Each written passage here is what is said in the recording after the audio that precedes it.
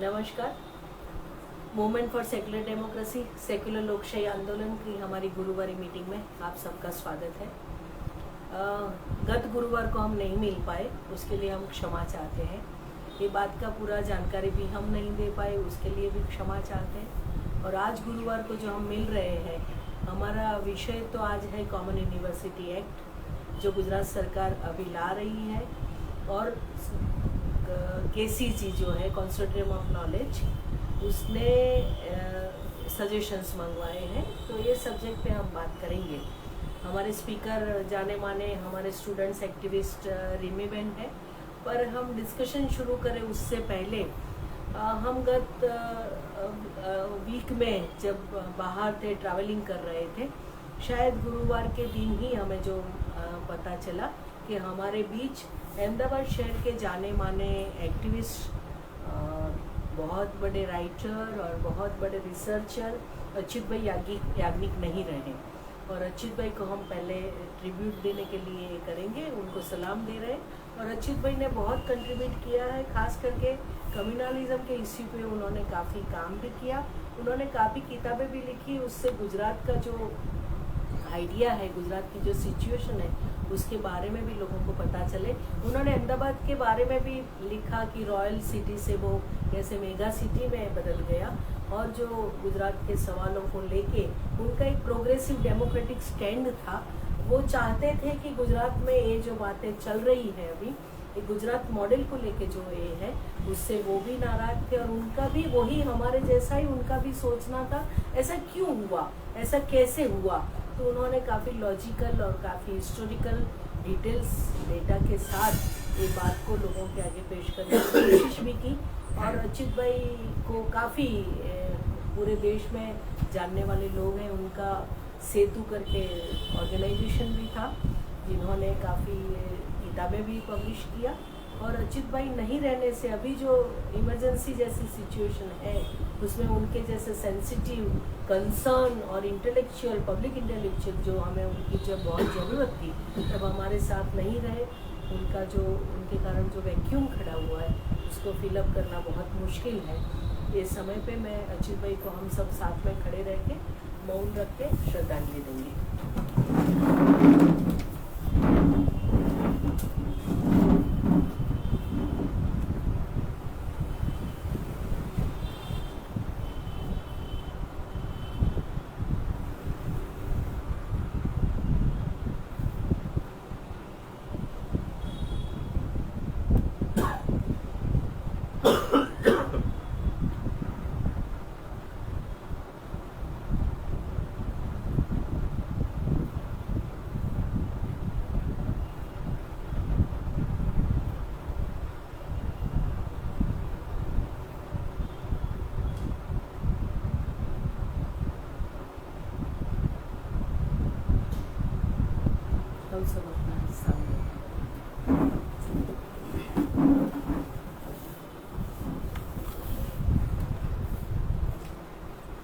तो अभी आज के स्पीकर रिमी बेन वाघेला को मैं रिक्वेस्ट करती हूँ, कॉमन यूनिवर्सिटी एक्ट है क्या, कॉमन यूनिवर्सिटी एक्ट के बारे में बताए हमें। और कॉमन यूनिवर्सिटी एक्ट लाने की पहले भी कोशिश गुजरात गवर्नमेंट ने की है, यही सरकार ने, उसके पहले की सरकारों ने भी ये कोशिश की है।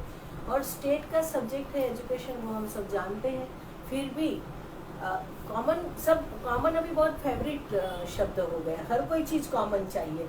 मुझे डर लग रहा है कि वो क्या कॉमन सिटीजन्स और कॉमन सिविल कोड सब देखो, ये वन नेशन वन एक, मतलब ये स्लोगन जो है, हमारे देश में इतनी डाइवर्सिटी, इतना कल्चरल रिच हेरिटेज, और हर स्टेट का अपना एक सोशल कल्चरल बैकग्राउंड है, उसका एक लीगेसी है, उसके बीच एक कॉमननेस के लिए जो पागलपन है, वो समझ में नहीं आता है क्यों है। कल तो ऐसा नहीं हो जाएगा ना कि मोल्डेड सिटीजन्स क्रिएट किए जाएंगे। ये डर के बीच में ये बात हम कॉमन यूनिवर्सिटी एक्ट के बारे में करने के लिए मैं रिमी बेन वाघेला को रिक्वेस्ट करती हूँ।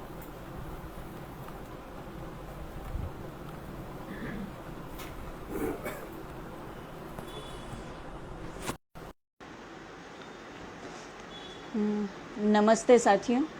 मुझे कॉमन यूनिवर्सिटी एक्ट के बारे में यहाँ पर बात करने का जो मौका दिया गया, उस मौके के लिए मैं मूवमेंट फॉर सेक्युलर डेमोक्रेसी को अपनी ओर से शुक्रिया अदा करती हूँ। जो मीनाक्षी बहन ने बताया कि कॉमन यूनिवर्सिटी एक्ट को लाने की कोशिश हमारे स्टेट में 2 बार इससे पहले हो चुकी है और दोनों ही बार गुजरात में इतने बड़े पैमाने पर टीचर्स मूवमेंट, स्टूडेंट्स मूवमेंट हुए। गुजरात के जो एमिनेंट सिटीजन्स हैं, उन सिटीजन्स ने कॉमन यूनिवर्सिटी एक्ट के खिलाफ जो आवाज़ उठाई, तो दोनों बार ये कॉमन यूनिवर्सिटी एक्ट को विड्रॉ करना पड़ा था। ये कॉमन यूनिवर्सिटी एक्ट के खिलाफ जो मूवमेंट पूरे स्टेट में जो चली, MS यूनिवर्सिटी ने लीडरशिप ली, all India save education committee जो पूरे देश में सिटीजन्स फोरम है और एजुकेशनल इश्यूज़ को लेकर जो हमेशा आवाज़ उठाती है, वो all India save education committee की ओर से भी इस मूवमेंट को स्ट्रेंथन किया गया। बहुत सारे एमिनेंट सिटीजन्स इसके साथ जुड़े और दोनों ही बार स्टेट गवर्नमेंट को ये कॉमन यूनिवर्सिटी एक्ट को विड्रॉ करना पड़ा।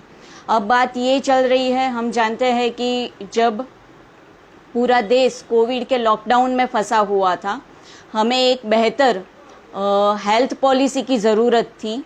उसी समय पर न्यू एजुकेशन पॉलिसी को मतलब जब पार्लियामेंट भी वर्किंग कंडीशन में नहीं थी, लॉकडाउन के दौरान लोग कोविड में मर रहे थे, उसी दौरान न्यू एजुकेशन पॉलिसी को मतलब कैबिनेट में से पास किया गया। अब ये न्यू एजुकेशन पॉलिसी 2020, उसी के तहत ये कॉमन यूनिवर्सिटी एक्ट लाने की बात चल रही है। जैसे कि मीनाक्षी बहन ने बताया कि हमारे देश में इतनी सारी मतलब डाइवर्सिटी है, तो वहाँ पे ये कॉमन वर्ड जो है वो वर्ड का टिकना भी इम्पॉसिबल है। मेरे हाथ में ये कॉमन यूनिवर्सिटी बिल 2023 का ये ड्राफ्ट है। डेट इसमें लिखी है 28 जुलाई 2023। मैं आपको बताना चाहूँगी न्यू एजुकेशन पॉलिसी भी 29 जुलाई 2023 को कैबिनेट में से पास किया गया, मतलब 2020 को पास किया गया था।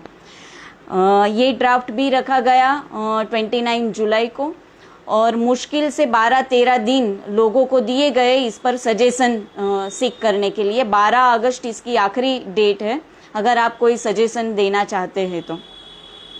29 जुलाई हमारे देश के सबसे बड़े एजुकेशनिस्ट जिसे हम कहते हैं, तो first modern man of Indian Renaissance of India, जिन्होंने पूरे देश में पहली बार ये बात की कि हमारे देश को साइंटिफिक, सेक्युलर और डेमोक्रेटिक एजुकेशन की ज़रूरत है, ऐसे ईश्वर चंद्र विद्यासागर की डेथ एनिवर्सरी है। इसी दिन न्यू एजुकेशन पॉलिसी को भी लाया गया और इसी दिन ये गुजरात कॉमन यूनिवर्सिटी बिल का जो ड्राफ्ट है वो भी सजेशन के लिए पब्लिक डोमेन में रखा गया। ये 91 पेजेस का ड्राफ्ट है। इतने सारे पेज गुजरात गवर्नमेंट ने अगर वेस्ट नहीं किए होते तो भी चल जाता, क्योंकि ये ड्राफ्ट में 2-3 जगह पे 2-3 लाइन ऐसी लिख दी गई है जिससे पता चल जाता है कि आखिर में हमारी स्टेट गवर्नमेंट हमारी ओल्डेस्ट स्टेट यूनिवर्सिटी के साथ क्या करना चाहती है। आज 10 अगस्त है जिस दिन हम ये MSD के फोरम में बात कर रहे हैं।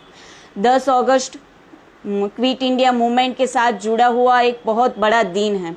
आज ही के दिन गुजरात के एक मतलब जो एमिनेंट स्टूडेंट मार्टियर्स में जिनका नाम गिना जाता है, ऐसे विनोद किनारीवाला का आज मार्टियरडम डे भी है।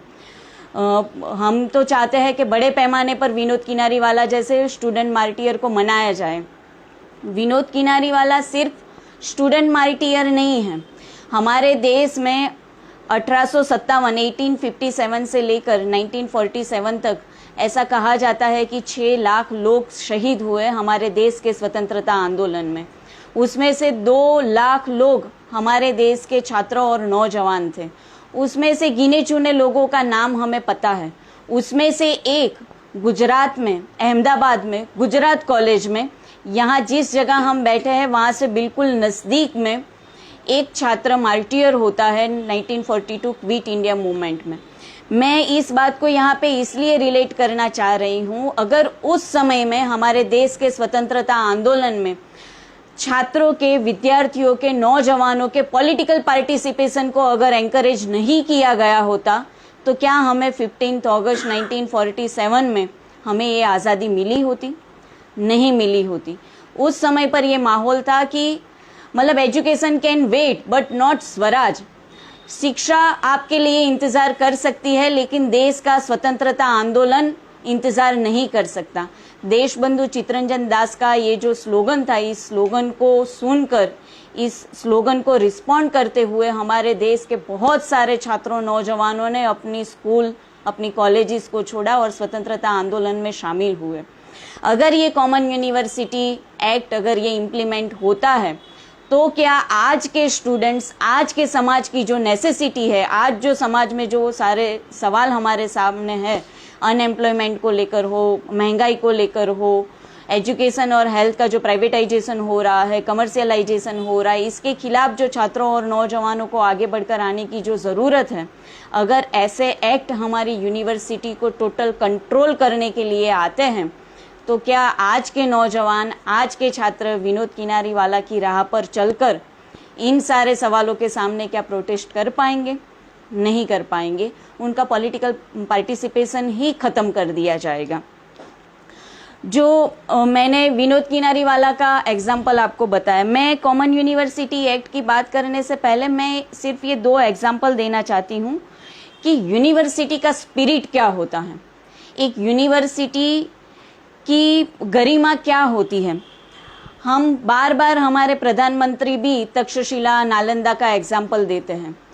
तक्षशिला के एंट्रेंस पर क्या लिखा हुआ था? तक्षशिला के एंट्रेंस पर लिखा हुआ था कि राजा तुम जो कोई भी हो, अगर तुम तक्षशिला में प्रवेश करना चाहते हो तो तुम्हारे वस्त्र, तुम्हारे अलंकार, यहाँ तक कि तुम्हारे जूते भी तक्षशिला के प्रवेश द्वार के बाहर निकाल कर तक्षशिला में प्रवेश करो।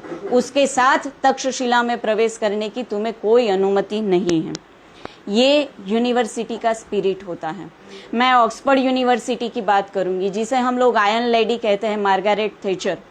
ऑक्सफोर्ड यूनिवर्सिटी उस समय, वहाँ यूके में भी ऐसे बहुत सारे लोग रहे होंगे जिन्होंने बताया कि नहीं, मार्गारेट थैचर को ऑनररी डॉक्टरेट की डिग्री देनी चाहिए।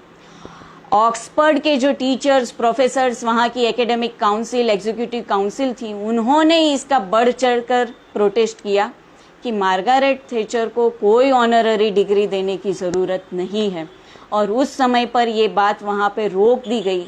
तो ये यूनिवर्सिटी की एक गरिमा होती है, ये यूनिवर्सिटी का एक स्पिरिट होता है। ऐसे ही अमेरिकन प्रेसिडेंट रेगन का भी एक एग्जाम्पल है। उनको भी डी.लिट की ऑनररी डिग्री देने के लिए बात चली थी, लेकिन वहाँ पर भी जो टीचर्स, प्रोफेसर्स थे, उन लोगों ने मना किया कि अभी ऐसी कोई ज़रूरत नहीं है कि उनको कोई ऑनररी डिग्री दी जाए। तो ये यूनिवर्सिटी का एक स्पिरिट होता है जो पॉलिटिकल इंटरफियरेंस से काफ़ी दूर है।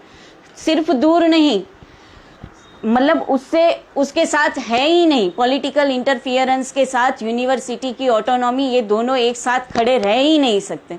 तो ये यूनिवर्सिटीज़ का स्पिरिट था। मैंने, मतलब गुजरात के जो एकेडमिशियंस हैं, मैंने उनके पास से ये बात सुनी है। कहाँ पे लिखी है मुझे उसका रेफरेंस नहीं पता, लेकिन एमएस यूनिवर्सिटी के जो वाइस चांसलर थे हंसा मेहता, और गुजरात के जो first chief minister Jivraj Mehta, जब जीवराज मेहता एमएस यूनिवर्सिटी की विजिट के लिए गए तो हंसा मेहता उनके साथ एमएस यूनिवर्सिटी के कैंपस में उन्होंने चलने से मना कर दिया था। क्यों? यूनिवर्सिटी की गरिमा को बरकरार रखने के लिए कि मैं एक चीफ मिनिस्टर के साथ एमएस यूनिवर्सिटी के कैंपस में नहीं जा सकती। हालांकि ये दोनों जीवन साथी थे, फिर भी यूनिवर्सिटी की सैंक्टिटी को बचाए रखने के लिए उन्होंने ये स्टैंड लिया था। तो ये यूनिवर्सिटी का स्पिरिट होता है जो पॉलिटिकल इंटरफियरेंस से काफ़ी दूर यूनिवर्सिटी की ऑटोनॉमी को, उसकी सैंक्टिटी को बचाए रखता है। तो मैं ये कॉमन यूनिवर्सिटी एक्ट की जब बात कर रही हूँ, तब मैं सिर्फ ये बात बताना चाहती हूँ कि हमारी यूनिवर्सिटी जो है वो हमारे देश की जो फ्रीडम मूवमेंट है, 1857 के बाद हमारे देश में यूनिवर्सिटियों का बनना शुरू हुआ।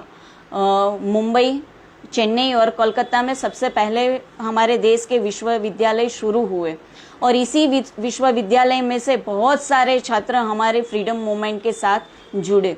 उस समय पर भी इंपीरियलिस्ट पावर ने इन यूनिवर्सिटियों को कंट्रोल करने की कोशिश की थी, और उस समय पर भी हमारे देश के जो फ्रीडम फाइटर्स थे वो डटकर खड़े हुए थे कि नहीं, यूनिवर्सिटी की ऑटोनॉमी को हम किसी भी कीमत पर कॉम्प्रोमाइज़ नहीं कर सकते।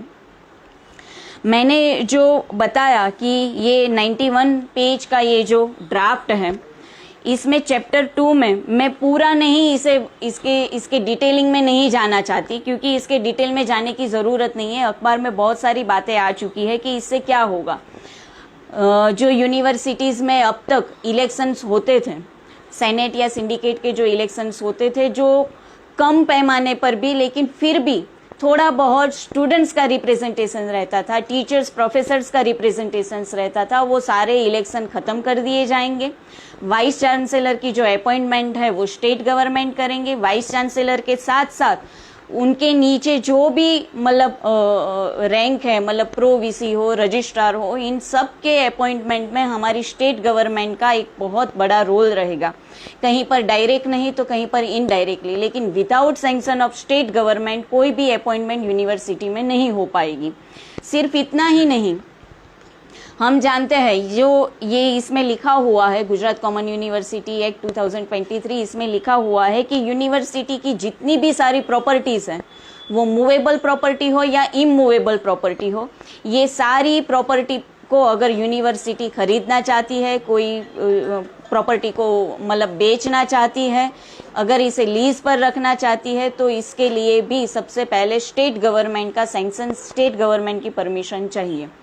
हम समझ सकते हैं कि आजकल हमारे सामने, हमारे पूरे देश में जो बहुत बड़ी बिल्डर्स लॉबी है, बहुत बड़ा कॉरपोरेट हाउस है, उनकी नज़र खाली ज़मीनों पर है। सिर्फ खाली ज़मीनों पर नहीं, जहाँ पे बहुत अच्छी कृषि भी होती है, उन ज़मीनों पर हमारे देश के बहुत बड़े बड़े कॉरपोरेट हाउस की नज़र है। अगर ये ऐसा हुआ तो अगर वीसी भी उनका है, स्टेट गवर्नमेंट का है, रजिस्ट्रार से लेकर सारे अपॉइंटमेंट पर स्टेट गवर्नमेंट का सैंक्शन है, तो यूनिवर्सिटी की जो सारी प्रॉपर्टीज़ है, वो प्रॉपर्टीज़ को बेचने, खरीदने और उसको लीज पर रखने के लिए स्टेट गवर्नमेंट की परमिशन चाहिए। तो हमें पता चल जाएगा कि आने वाले दिनों में यूनिवर्सिटी की जो मूवेबल, इमूवेबल प्रॉपर्टीज़ है, वो किन लोगों के हाथ में चली जाएगी। सिर्फ इतना ही नहीं, यूनिवर्सिटी का खुद का ऑडिट जो होता है, उस ऑडिट से अगर स्टेट गवर्नमेंट सेटिस्फाइड नहीं है, तो उस पर स्टेट गवर्नमेंट खुद अपना भी ऑडिट कर सकती है। हालांकि इसमें जो ये ड्राफ्ट में, मतलब मुझे तो ये बहुत बड़ा जोक लगा। ये बिल की शुरुआत में इन्होंने लिखा है, ये फर्स्ट पैराग्राफ जिसमें लिखा हुआ है कि India is a land of diversity with different caste, people, communities, language, religion and culture. Although these people enjoy complete political freedom, a vast part of the multitude is illiterate and live below the poverty line. The single most powerful tool for the upliftment and progress of such diverse communities is through education. वो खुद ये बात accept कर रहे हैं कि हमारे देश में बहुत सारी डाइवर्सिटीज़ हैं। जो जोग्राफिकल कंडीशन नॉर्थ गुजरात की है, मतलब साबरकांठा, बनासकांठा की है, उससे totally different geographical condition south Gujarat की है। वहाँ दोनों की जोग्राफिकल कंडीशन, कल्चर दोनों डिफरेंट होने से आप गांधीनगर से बैल मारेंगे और सारी यूनिवर्सिटी के लेक्चर शुरू होंगे और ख़त्म होंगे, ये पॉसिबल नहीं हो सकता, क्योंकि बहुत कल्चरल, जोग्राफिकल, सोशल डाइवर्सिटी से भरा हुआ हमारा स्टेट है।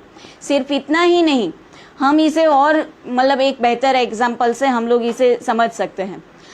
नॉर्थ साइड में जो लोग रहते हैं, हमारे देश के नॉर्थ साइड जो नॉर्थन स्टेट है, वो जम्मू कश्मीर हो या हिमाचल प्रदेश हो, उन्होंने कभी रेगिस्तान नहीं देखा है, उन्होंने कभी समंदर नहीं देखा है।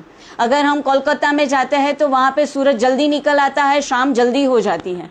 यहाँ पर हम लोग समर में देखते हैं कि 7:30 पौने 8 बजे तक उजाला होता है। तो मतलब एक एकेडमिक कैलेंडर के साथ, एक नियम के साथ हमारे देश की, हमारे स्टेट की यूनिवर्सिटी चल नहीं सकती है, क्योंकि बहुत सारी डाइवर्सिटी के बीच में हम लोग जी रहे हैं। अगर ये डाइवर्सिटी खुद ये कॉमन यूनिवर्सिटी एक्ट एक्सेप्ट कर रहा है, तो ये डाइवर्सिटी को ख़त्म करने के लिए ये कॉमन यूनिवर्सिटी एक्ट लाने की मतलब कौन सी ऐसी इमरजेंसी सिचुएशन खड़ी हुई है। इससे सबसे बड़ा खतरा होगा यूनिवर्सिटी की ऑटोनॉमी को। ये बोल तो रहे हैं कि ये एक्ट लाने से जो 8 यूनिवर्सिटी को इस एक्ट के तहत लाने की बात है, जो 8 ओल्डेस्ट यूनिवर्सिटीज़ हैं हमारे स्टेट की, गवर्नमेंट यूनिवर्सिटीज़ हैं, Gujarat university, north Gujarat university, Shyamji Krishna Varma Kutch university, Maharaja Krishna Kumar Singh ji Bhavnagar university, SP university, Saurashtra university, MS university Baroda और वीर नर्मद साउथ गुजरात यूनिवर्सिटी। हमें पता है कि इसमें से बहुत सारी यूनिवर्सिटीज़ जो है वो मतलब लेटर टाइम में, लेटर पीरियड में बनी हुई हैं। अगर सबके लिए एक कॉमन नियम होता तो साउथ गुजरात यूनिवर्सिटी के लिए हम वीर नर्मद का नाम नहीं रखते और नॉर्थ गुजरात के लिए हम हेमचंद्राचार्य नाम नहीं रखते। अगर कॉमन, सब कुछ कॉमन होता तो ये नाम ही हमें बताते हैं कि कितनी डाइवर्सिटी में हमारा स्टेट जी रहा है। मैं इसके सारे पॉइंट्स नहीं बताऊंगी, लेकिन इसके पेज नंबर 31 और 31 चैप्टर 2 में ही इसमें लिखा हुआ है कि मतलब सेक्शन 8 है, control of state government on universities and power to issue notifications. मुझे ये सेंटेंस, ये सबटाइटल से ही सबसे बड़ा प्रोटेस्ट है। आप कैसे स्टेट गवर्नमेंट, स्टेट यूनिवर्सिटीज को क्लियरली बोल रही है कि हम लोग कंट्रोल करना चाहते हैं, तो इसका जो भी उन्होंने मतलब ये लिखा हुआ है कि इसके पावर्स क्या होगी, इसकी ड्यूटीज क्या होगी, लेकिन ये सब माइनस कर दो। सिर्फ ये टाइटल को अगर हम पढ़ लेंगे तो पता चल जाएगा कि हमारे स्टेट गवर्नमेंट का आफ्टर ऑल एम क्या है। इसमें सबसे बड़ी जो डेंजरस बात ये है, इसी चैप्टर 2 में जो लिखी हुई है, वो लिखी हुई है कि हर एक यूनिवर्सिटी को स्टेट गवर्नमेंट का जो भी नोटिफिकेशन होगा वो नोटिफिकेशन को कंपलसरी फॉलो करना होगा।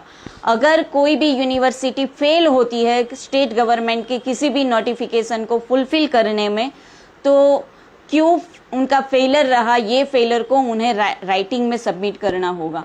मैं सिंपल एक एग्जांपल देके बताऊं कि अगर मान लो कि कहीं पर किसी भी पॉलिटिकल लीडर, किसी भी पॉलिटिकल पार्टी के किसी पॉलिटिकल लीडर की कहीं पे मास मीटिंग हो रही है। अब मास मीटिंग में कॉमन लोग तो इतने नहीं जाते, अगर 200-500 रुपये अगर किसी को दिए जाए, खाने पीने आने जाने का किराया दिया जाए तो लोग जाते हैं, वरना किसी को इंटरेस्ट नहीं है, कोई अपनी इच्छा से नहीं जाता। तो ऐसे समय में हम जानते हैं, मैं खुद अभी पढ़ाई कर रही हूँ, मैंने मेरी अब तक की पढ़ाई गुजरात यूनिवर्सिटी से की है। कहीं पर भी कोई भी गवर्नमेंट प्रोग्राम होता है तो यूनिवर्सिटी के डिपार्टमेंट के एचओडी को इंस्ट्रक्शन मिल जाती है कि आपको इतने स्टूडेंट्स लेकर आना है, आपकी एग्ज़ाम हो तब भी आपको लेकर आना है। पिछले 2-3 साल पहले का एक एग्जाम्पल है कि गुजरात यूनिवर्सिटी में science students, PG science students की प्रैक्टिकल एग्जाम थी, फिर भी वो एग्जाम कैंसिल करके भी उन लोगों को गवर्नमेंट प्रोग्राम में उनको कंपलसरी भेजा गया था। और ये स्ट्रिक्ट होता है कि आपको इतने नंबर, इतनी बस भरकर आना ही है। अगर किसी मतलब एडमिनिस्ट्रेटिव काम की वजह से, मैं ये नहीं बोल रही हूँ कि किसी डिपार्टमेंट ने ये स्टैंड लिया है कि हम नहीं जाएंगे गवर्नमेंट के प्रोग्राम में, ये स्टैंड की बात नहीं कर रही हूँ, लेकिन किसी एडमिनिस्ट्रेटिव लोड की वजह से अगर उन्होंने मना कर दिया या फिर वो नहीं जा पाए तो उनको राइटिंग में रीज़न देना होगा कि क्यों वो नहीं जा पाए। हम ये समझ सकते हैं कि कितना प्रेशर होगा। कोई यूनिवर्सिटी का डिपार्टमेंट ये करेज नहीं करेगा कि हम लोग मना कर दें, तो इससे ये इम्पैक्ट होगा। मतलब अगर आपकी इच्छा हो या ना हो, मतलब आपको स्टेट गवर्नमेंट का इंस्ट्रूमेंट, उनका बाजा बनकर रह जाना है, ये इससे साबित होगा।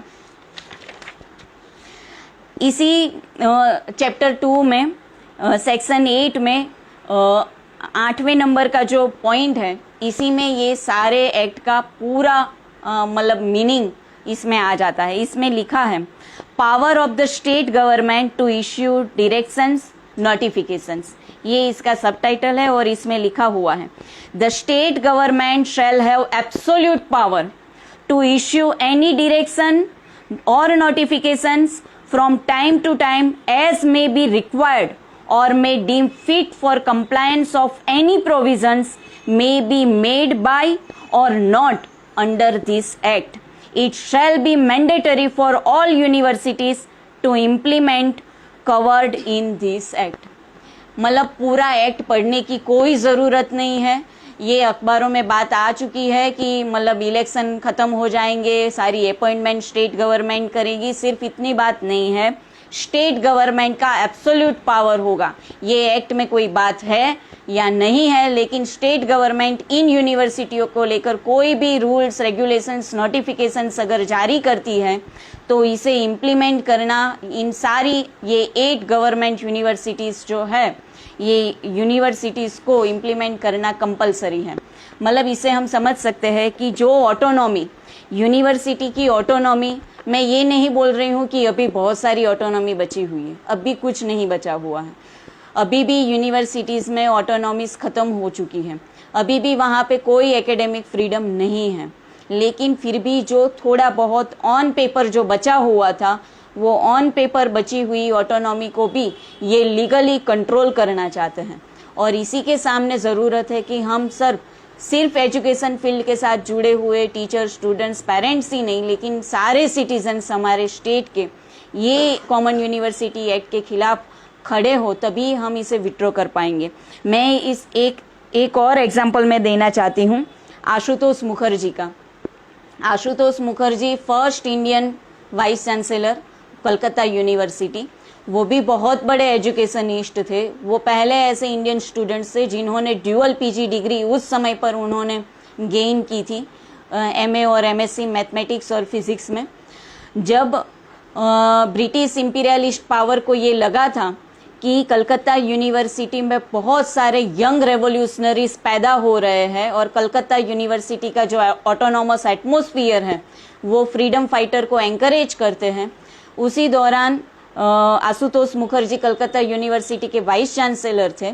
और ब्रिटिश इंपीरियलिज्म ने जब ये यूनिवर्सिटी को कंट्रोल करना चाहा और कलकत्ता यूनिवर्सिटी को जब ये नोटिस भेजा कि अगर आप मतलब ये यंग रेवोल्यूशनरीज को पैदा करने से नहीं रोकेंगे तो आपको जो फंड दिया जाता है वो फंड हम उसे कर्टेल कर देंगे, हम उसे रोक देंगे।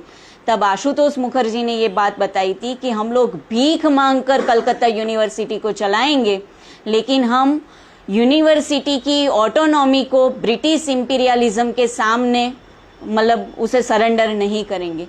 तो ये आशुतोष मुखर्जी का स्पिरिट था यूनिवर्सिटी की ऑटोनॉमी को लेकर। ये तो मैंने ऑटोनॉमी की मतलब बड़े पैमाने पर बात की कि यूनिवर्सिटी की सेंटिटी क्या होती है, ऑटोनॉमी क्या होती है। ऑटोनॉमी हमने बहुत बलिदानों के बाद हम लोगों ने गेन की है, लेकिन इससे ये क्या होगा, अगर कोई स्टूडेंट्स रिप्रेजेंटेशन नहीं रहेगा, अगर कोई सेनेट, सिंडिकेट, टीचर्स, प्रोफेसर्स का रिप्रेजेंटेशन नहीं रहेगा, तो आने वाले दिनों में कोई भी डिसीजन हो सकता है। फी हाइक हो सकती है, यूनिवर्सिटी की ज़मीनें बेची जा सकती है, मतलब यूनिवर्सिटी का जो इंफ्रास्ट्रक्चर है वो प्राइवेट ऑनरशिप को बेच दिया जा सकता है, उनको लीज पे दिया जा सकता है, यूनिवर्सिटी की कॉलेजेस को प्राइवेटाइज कर दिया जा सकता है, कुछ भी किया जा सकता है। ऐसी सिचुएशन में अगर कोई रिप्रेजेंटेशन हमारी ओर से नहीं रहता तो आने वाले दिनों में ऐसा होगा कि यूनिवर्सिटीज़ में, गवर्नमेंट ग्रांटेड यूनिवर्सिटीज़ में, जहाँ पे गरीब बच्चे पढ़ने के लिए आते हैं, जहाँ गांव के, शहर के, मिडिल क्लास फैमिली के बच्चे पढ़ने आते हैं, वहाँ पे अगर फीस हाइक हो गया तो कौन होगा उसके खिलाफ बोलने वाला? कोई बोलने वाला नहीं होगा। तो ये बच्चे कहाँ पे जाके पढ़ेंगे? लड़कियाँ कहाँ पे जाके पढ़ेगी? सबसे बड़ा इम्पैक्ट इसका होगा गर्ल्स एजुकेशन पे। सब लोग चाहते हैं ये बेटी बचाओ बेटी पढ़ाओ, ये तो सिर्फ स्लोगन बन के रह गया है। इतने सारे रेप केसेस हमारे एजुकेशनल इंस्टीट्यूट में भी हो रहे हैं इंटरनल मार्किंग के नाम पे। तो जब फीस हाइक होगी, टोटल कंट्रोल स्टेट गवर्नमेंट के हाथ में होगा, सारे स्टेट गवर्नमेंट अपॉइंटेड सारे मतलब लोग होंगे, तो लड़कियों की सलामती कैसे रहेगी?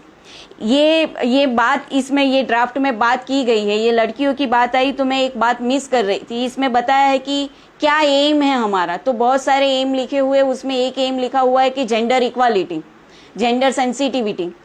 तो इसमें तो ये मतलब कहीं पर वाइस चांसलर हो, प्रो वीसी हो, रजिस्ट्रार हो, कहीं पर भी उनकी अपॉइंटमेंट के लिए सिर्फ ही वर्ड यूज किया गया है, ही ऑब्लिक शी, कहीं पर भी यूज नहीं किया गया है। तो आप खुद आपके ड्राफ्ट में मतलब महिलाओं को मतलब जेंडर इक्वालिटी की बात नहीं करते हो, तो आप यूनिवर्सिटी में कहाँ जेंडर इक्वालिटी? वो बोल रहे हैं कि 33% रिजर्वेशन होगा। अरे पहले आप ड्राफ्ट में तो ही ऑब्लिक शी का यूज कीजिए, फिर आप ये बात करना 33% रिजर्वेशन की। ये जो मतलब जस्टिस वर्मा कमेटी के जो रिकमेंडेशंस है, विशाखा केस के जो सारे रिकमेंडेशंस है, हमारा जो मतलब वर्क प्लेस पर सेक्सुअल हैरेसमेंट ना हो उसको लेकर जो एक्ट है, उस एक्ट के तहत ये बात है कि यूनिवर्सिटी, कॉलेज, जितने भी एजुकेशनल इंस्टीट्यूट हैं, उसके एंट्रेंस पर ये एंटी सेक्सुअल हैरेसमेंट कमेटी का एक बोर्ड होना चाहिए। कौन होगा उसका चेयरपर्सन, उनका नाम, कांटेक्ट नंबर होना चाहिए।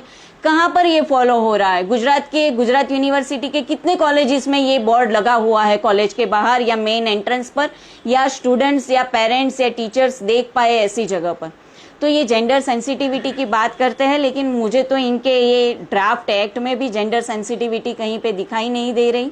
अभी अभी गुजरात यूनिवर्सिटी को पहले फीमेल वाइस चांसलर मिले हैं, लेकिन ये एक्ट बनाने वालों ने तो सोचा नहीं है कि आने वाले दिनों में कोई महिला वाइस चांसलर भी बन सकते हैं, इसीलिए उन्होंने मतलब ही वर्ड का ही यूज़ किया है, कहीं पर भी ही/शी नहीं लिखा है।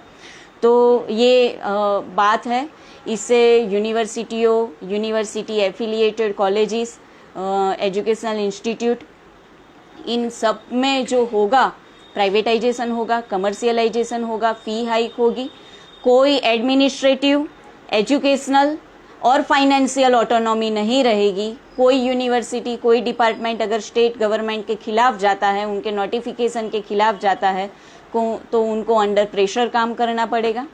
मान लीजिए कि अगर ये एक्ट आ जाता है, तो मुझे तो लगता है कि आने वाले दिनों में ये 8 गवर्नमेंट यूनिवर्सिटी का नाम किसी कॉरपोरेट हाउस के साथ भी अगर जोड़ दिया जाए तो हमें ताजुब नहीं होना चाहिए, क्योंकि ये इसी का रास्ता ये एक्ट के तहत बन रहा है।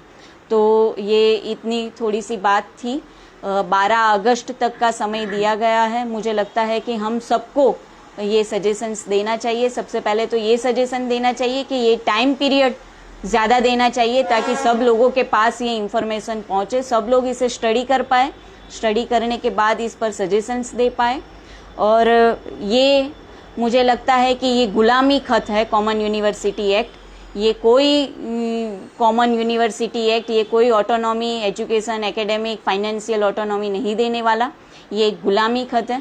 मैं तो चाहती हूँ कि हम सब लोगों को मिलकर आने वाले दिनों में इसके खिलाफ बहुत बड़े पैमाने पर प्रोटेस्ट करना चाहिए, और बहुत संघर्ष के बाद हमारी जो यूनिवर्सिटीज़ बनी है, जिसने बहुत लड़ाई के बाद ये फ्रीडम मूवमेंट में, रेनेसा पीरियड में जो साइंटिफिक, सेक्युलर, डेमोक्रेटिक एजुकेशन का जो स्लोगन था, उस स्लोगन को फॉलो करते हुए हमारी यूनिवर्सिटी ने कुछ ऑटोनॉमी गेन की थी, उसे बचाने के लिए हम लोगों को बड़े पैमाने पर बाहर आने की ज़रूरत है।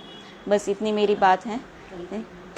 हाँ, कल बड़ौदा में ऑल इंडिया सिव एजुकेशन कमेटी की ओर से एक मीटिंग हो रही है शाम को 4 बजे। कोई जुड़ना चाहते हैं बड़ौदा से, हमारे साथी अगर कोई सुन रहे हैं, यहाँ से भी अगर कोई आना चाहे तो वो भी हमारे साथ ये सिव एजुकेशन कमेटी की मीटिंग में जुड़ सकते हैं। अच्छा, ये कॉमन यूनिवर्सिटी एक्ट को लेकर है।